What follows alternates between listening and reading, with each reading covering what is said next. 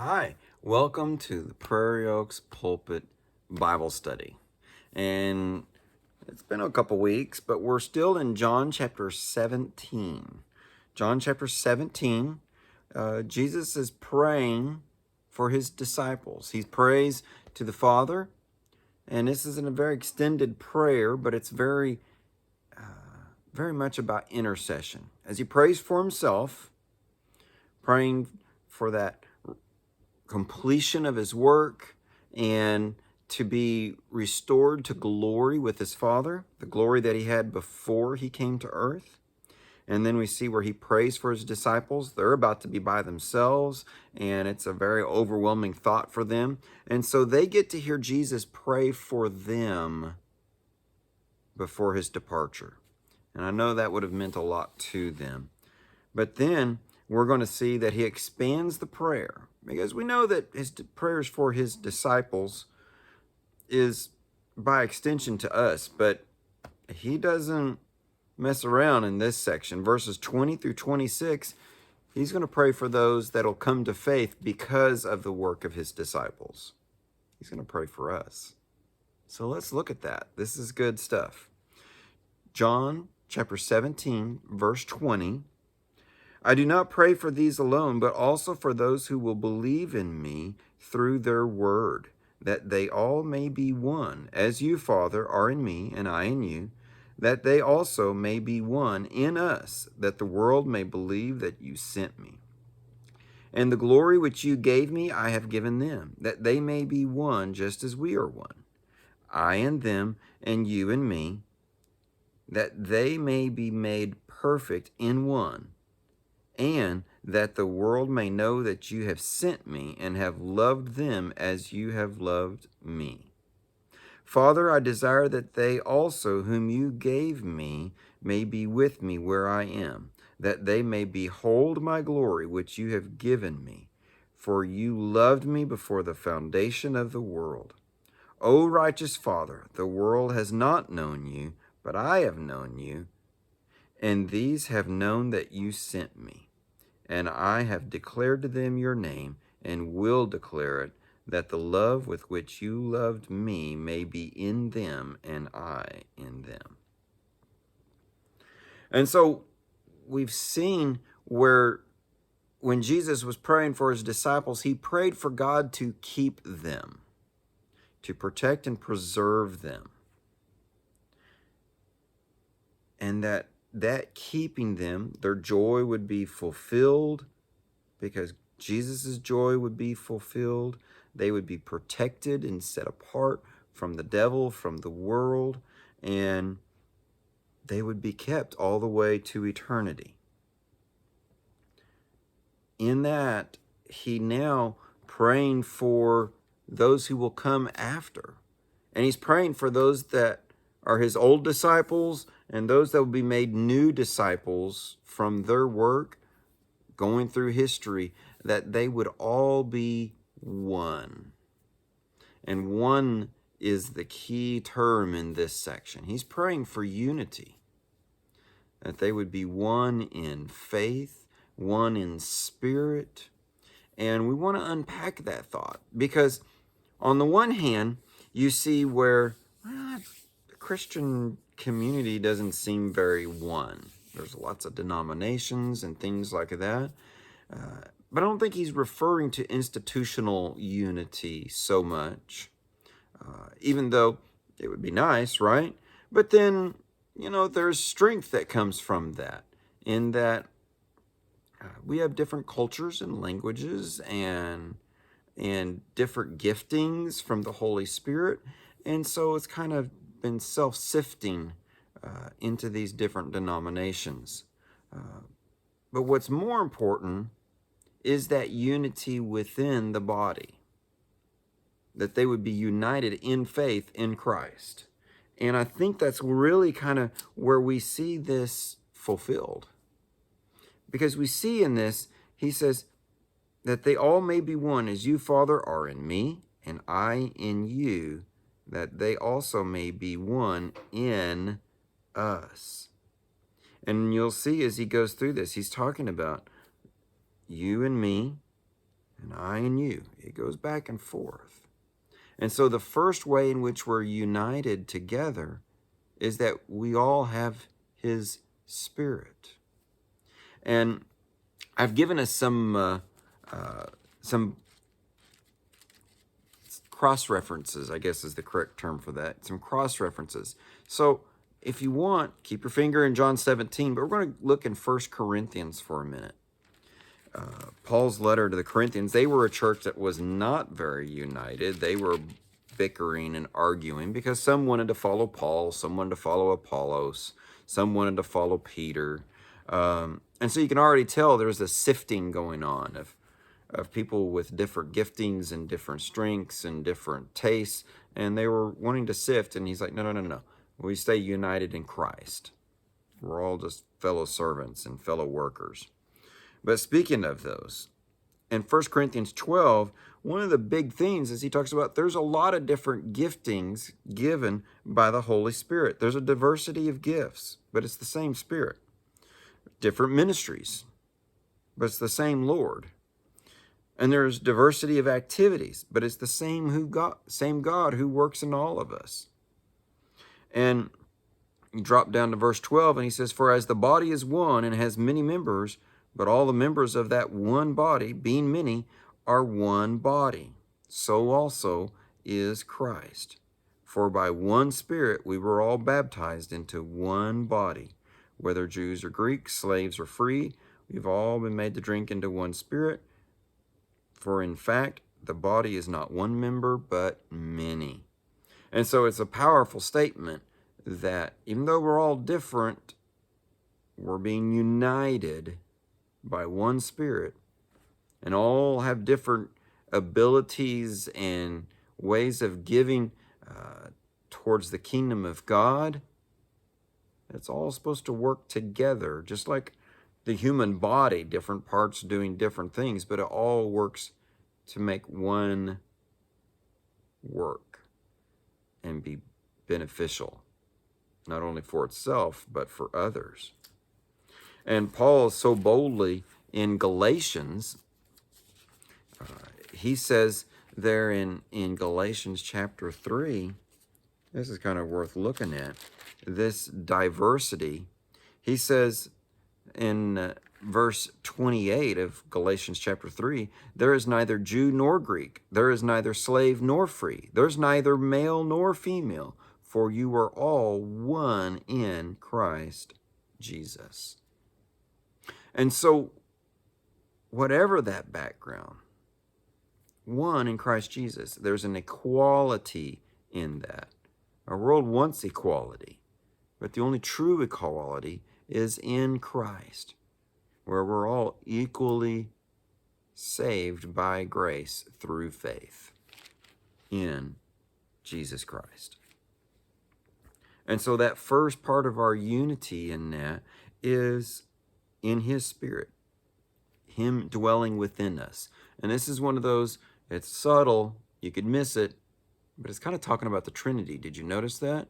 That the Father, the Son, and the Spirit all in the believers, and that's what makes them one, just as those three are one by one Spirit within, who brings that unity together there.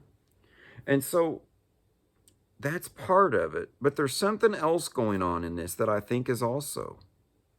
And it's where the Spirit goes from not just indwelling us, but working through us.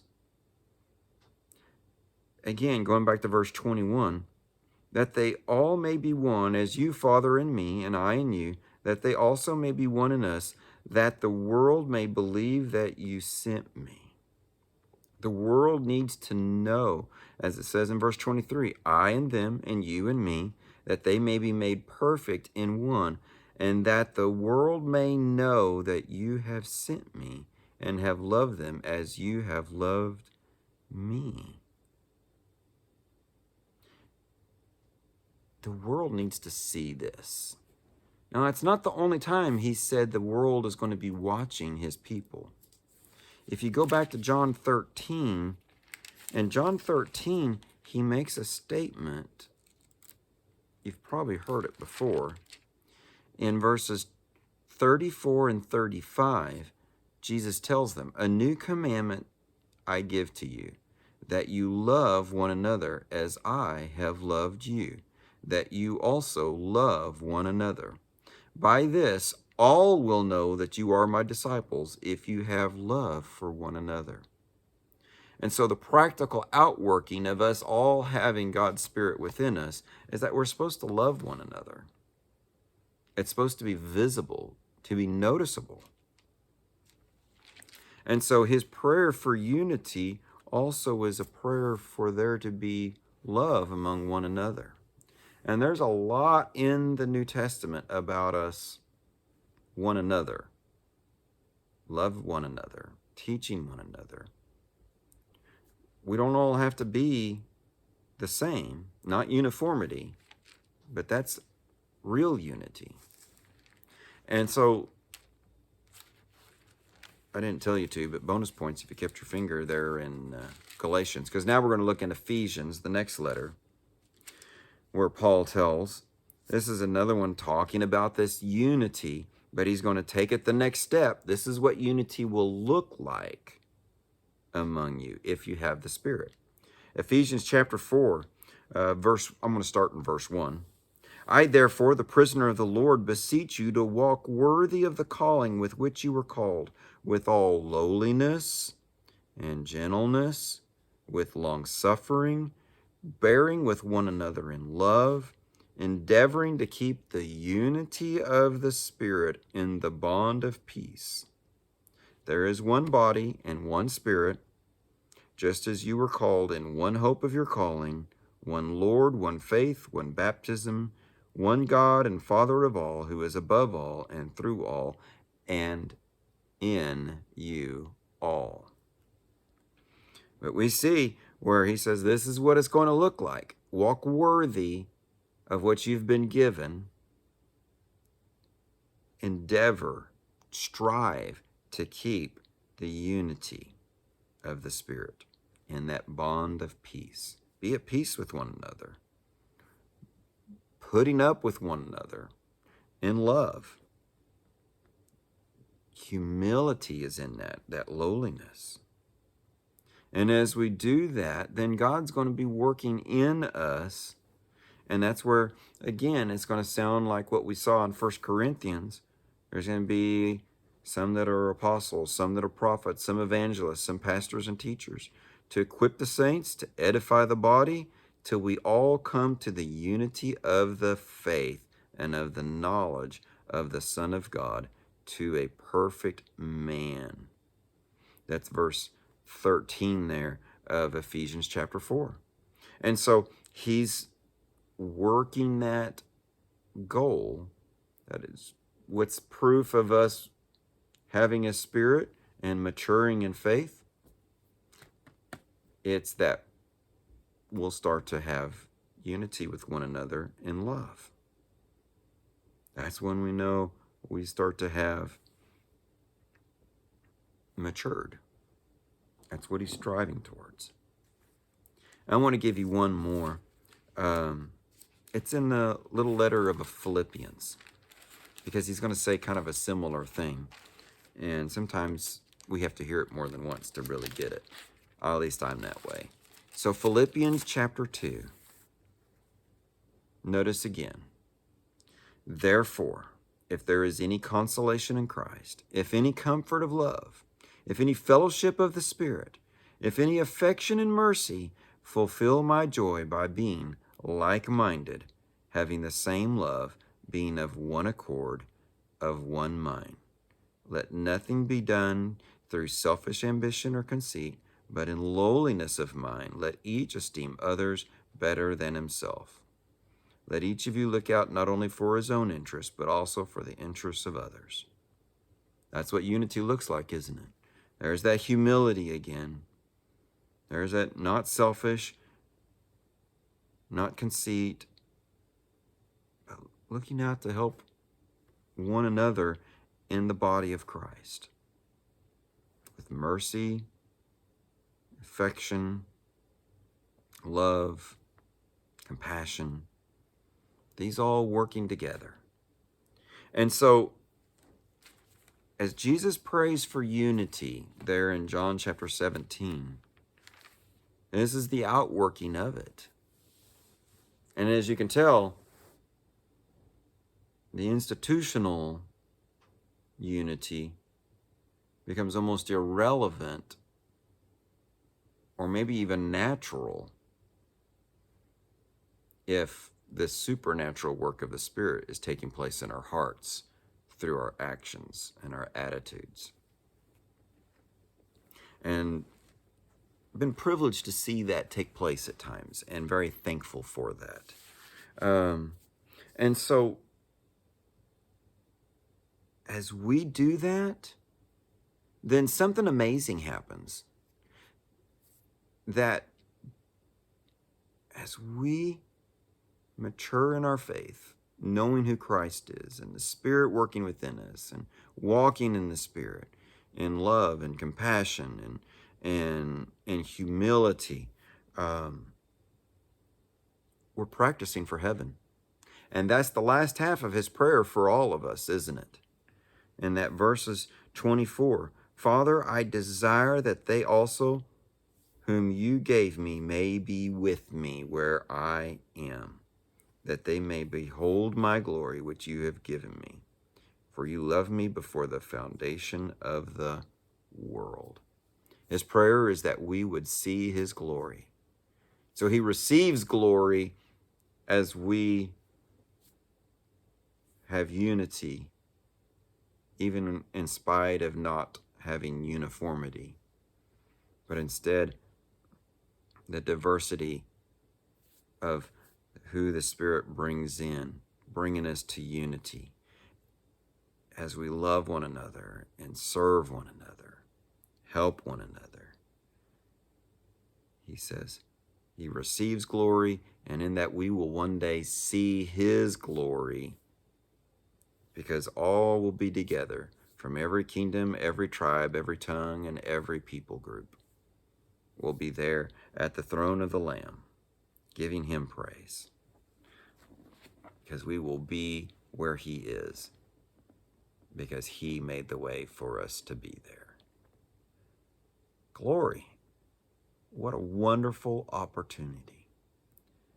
And so I challenge you, we probably ought to go back through those verses here in John chapter 17, thinking about Jesus' intercession for us and what his prayer is for that to look like in us, especially as him teaching through John, and maybe looking at some of what's in 1 John chapter 4 about loving one another, revealing the invisible God. And Paul's letters of 1 Corinthians 12 and looking in Galatians and Ephesians and Philippians. We're just kind of letting those simmer in our minds. I'll try to make some notes in the video notes so that you can see what scriptures we were looking at, and just let's work on those things this week, asking God's Spirit to make it happen, because we can't summer it up on our own. We need his help. I know I do. God bless you. God, thank you. Thank you for joining me this week. It's good to be back, and we'll see you next time.